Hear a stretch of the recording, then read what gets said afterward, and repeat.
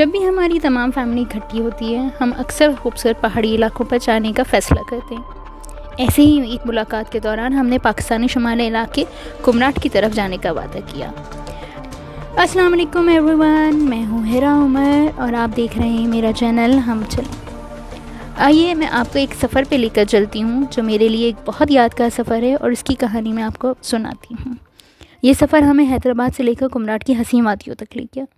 راستے بھر قدرتی مناظر، کہکے اور دلچسپ واقعات ہماری یادوں کا حصہ بنے رہے۔ اس سفر کی جھلکیاں آپ کے ساتھ شیئر کرتے ہیں۔ ہمارا یہ سفر شروع ہوتا ہے حیدرآباد سے۔ رات کے 4 بجے ہم نے سفر شروع کیا۔ ہم سب بہت پرجوش تھے کیونکہ یہ کوئی عام سفر نہیں تھا۔ ہم اپنی منزل اسلام آباد کی جانب رواں دواں تھے، لیکن ایک راستے میں کئی دلچسپ واقعات ہمیں خوش آمدید کہنے والے تھے۔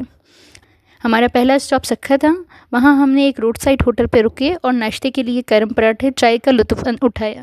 وہ لمحہ خاص تھا کیونکہ سفر کا آغاز ہی خوشگوار تھا۔ ہم نے موٹر وے پہ کچھ مزید اسٹاپ کیے، کبھی لنچ کے لیے کبھی ڈنر کے لیے۔ راستے بھر ہماری بس میں ہنسی مذاق، گانے اور قدرتی مناظر کے لطف چلتا رہا۔ رات کے 1 بجے ہم اسلام آباد پہنچے۔ تھکے ماندے تھے لیکن دل میں ایک عجب سی خوشی تھی۔ ہم نے جلدی سے ایک ریسٹ ہاؤس میں چیک ان کیا کیونکہ اگلا دن ہمیں مزید حیرتوں کا سامنا کرنا تھا۔ اگلی صبح ہم نے اسلام آباد کے ایک مشہور ہوٹل کا رخ کیا۔ وہاں کا ناشتہ اپنی مثال اب تھا، تازہ جوس، انڈے اور ہر قسم کی ڈشز۔ لیکن اس صبح کو خاص بنانے والی بات وہ تھی جب ہماری ملاقات پاکستانی کرکٹ ٹیم کے کھلاڑیوں سے ہوئی۔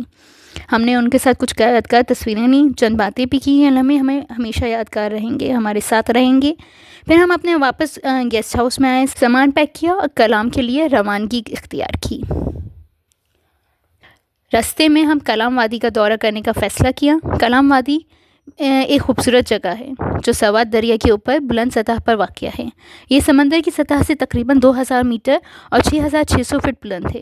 یہ وادی جو ایک پلیٹیو کی طرح ہے جہاں کھیتی باڑی کے لیے استعمال ہوتی ہے۔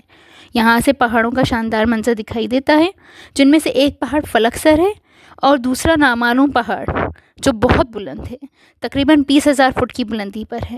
مینگورہ سے صرف 99 کلومیٹر کے فاصلے پر واقع کلام اپنے پہاڑوں، جنگلات اور جھیلوں کے باعث ایک مقبول سیاحتی مقام بن چکا ہے، جہاں جھیلیں، پہاڑ، وادیاں اور سرسبز جنگلات ہیں۔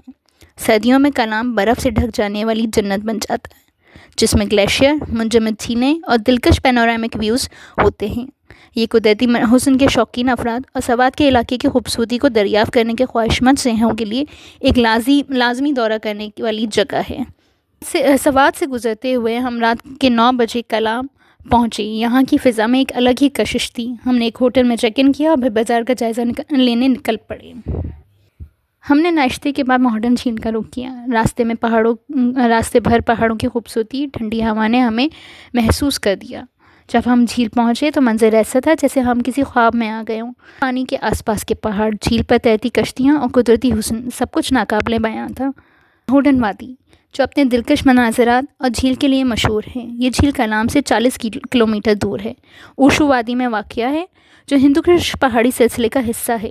جھیل سطح سمندر سے 9400 فٹ بلند ہے اور تقریباً 2 کلومیٹر لمبی ہے۔ وہاں پہنچنے کے لیے صبح سویرے روانہ ہونا ضروری تھا کیونکہ یہ سفر 3 سے 4 گھنٹے کا تھا، لیکن اس دن بہت بھیڑ تھی اور ہمیں وہاں پہنچنے میں تقریباً 7 سے 8 گھنٹے لگ گئے۔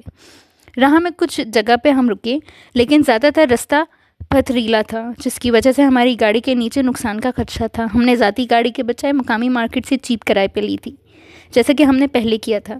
راستہ خطرناک اور پیچیدہ تھا مگر مناظر اتنے شاندار تھے کہ یہ سب کچھ بالکل بھی تکلیف دہ نہیں لگ رہا تھا۔ جھیل کے کنارے پر ایک کیمپ سائٹ تھی اور کشتی کرائے پہ لینے کا بھی موقع تھا، یا پھر آپ جھیل کے کنارے پہ بیٹھ کر آرام کر سکتے تھے۔